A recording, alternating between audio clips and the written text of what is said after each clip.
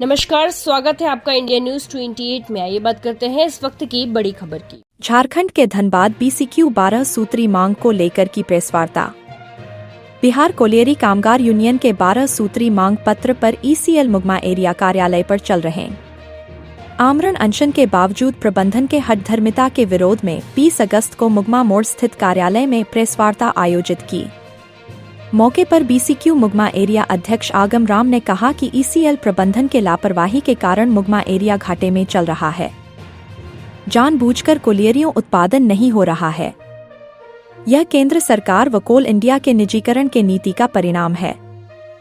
BCQ इस नीति को बर्दाश्त नहीं करेगी।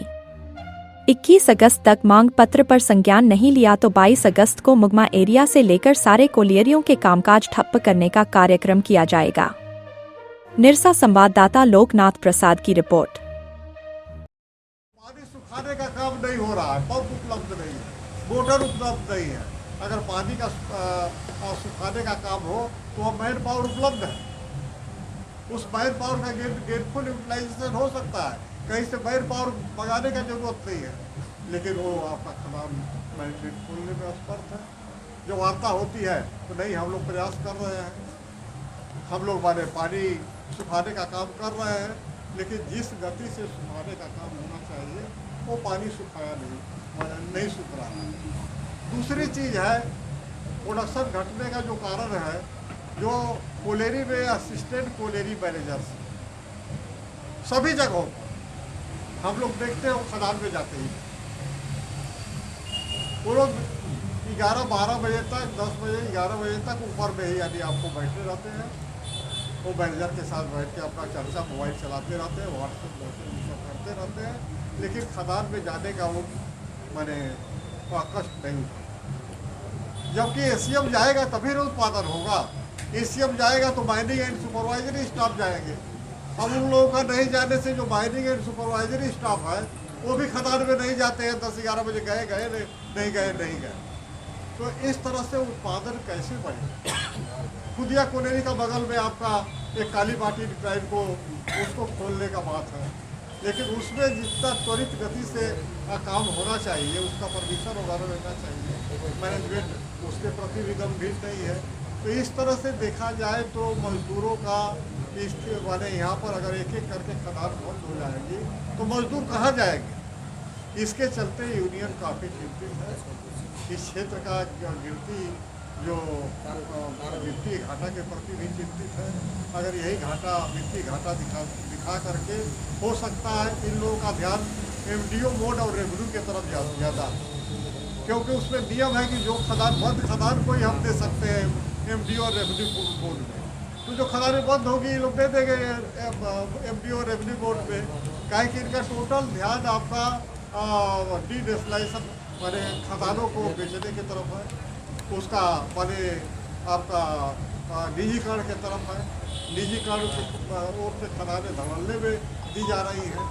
तो अगर इसी तरह से घाटा बढ़ता रहा तो मुगमा क्षेत्र टोटल माने आपका हो सकता है कभी निजी क्षेत्र में चला जाए। इसको लेकर हमारा चिंतित है, यूनियन चिंतित है, गंभीर है। अब हम लोगों ने तय किया है कि सारी चीज़ों को लेकर हम लोग आंदोलन करें। तो अभी तो आप लोग का आमरण अनशन चल रहा है पिछले 5 दिनों से, इसके बाद अभी तक वार्ता कभी प्रबंधन ने कुछ पहल की है या नहीं की? जिस दिन आपका आमरण अनशन शुरू हुआ उस दिन मैनेजमेंट आपका जनरल मैनेजर के यहाँ वार्ता हुआ। मैंने हमारे सभी कोलेरी यूनिट के ब्रांच प्रेसिडेंट सचिव थे और मैं खुद था।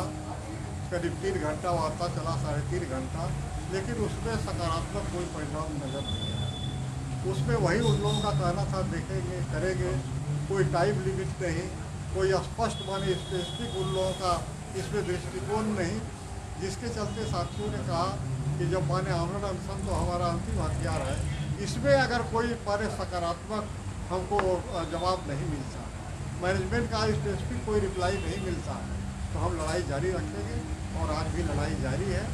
इसके बाद क्या आगे का क्या कदम होगा? अभी 5 दिन बीत गए हैं, जो आगे का हमारा कदम यही है कि हम शनिवार को टोटल माने मुंबा एरिया का एक घिराव करेंगे।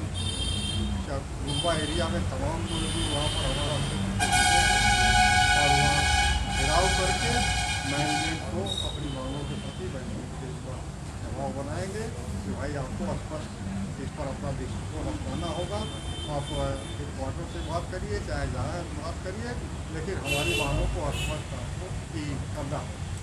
इसके साथ ही साथ कुछ मांगे ऐसी हैं जो बिल्कुल ही जेन्युइन है। जैसे हमारा 464 वर्कर का अंडरग्राउंड से ऊपर उन लोगों का डेजिग्नेशन हुआ, ये हम ही लोगों ने कराया, कोर्ट से कराया और मैनेजमेंट से उसके बाद बात हुआ और हम ही लोगों का पहल के चलते पूरे ECL में ही हुआ। अब वो जिसको जिस काम में लगाया गया है, मान लें किसी को पंप में लगाया गया है, किसी को फिटर में लगाया गया है, किसी को फिटर हेल्पर में लगाया गया है, किसी को हालेज में लगाया गया है, तो उन लोगों का आज 2-3 साल बीत गया, डेजिग्नेशन नहीं। जिस काम में लगाए हो उसका पद नाम तो आप दीजिएगा, उसका डेजिग्नेशन तो दीजिएगा, लेकिन आज तक मैनेजमेंट ने उन लोगों को पद नाम दिया। ये सब काम तो आराम से मैनेजमेंट कर सकता है अगर मजदूरों के मांगों के प्रति जेन्युइन जो डिमांड है, कोई माने आपका वेज बोर्ड से बाहर नहीं, नियमावली से बाहर नहीं, जो आपका जो नियम बना हुआ है मजदूरों के लिए उससे कोई बाहर नहीं, लेकिन उस पर उन लोगों का भी आज तक कोई डिसीजन नहीं हुआ। प्रमोशन का मामला पेंडिंग पड़ा हुआ है, सिविल का माने सिविल में भ्रष्टाचार का शिकायत आ रहा है, मजदूरों का क्वार्टर छू रहा है, इधर लाखों करोड़ों रुपया खर्चा हो रहा है। तो साथियों, ये सब माने इन्हीं सब सवालों को लेकर हम लोग शनिवार को व्यापक पैमाने पर क्षेत्रीय कार्यालय पर जुटान करेंगे और मैनेजमेंट को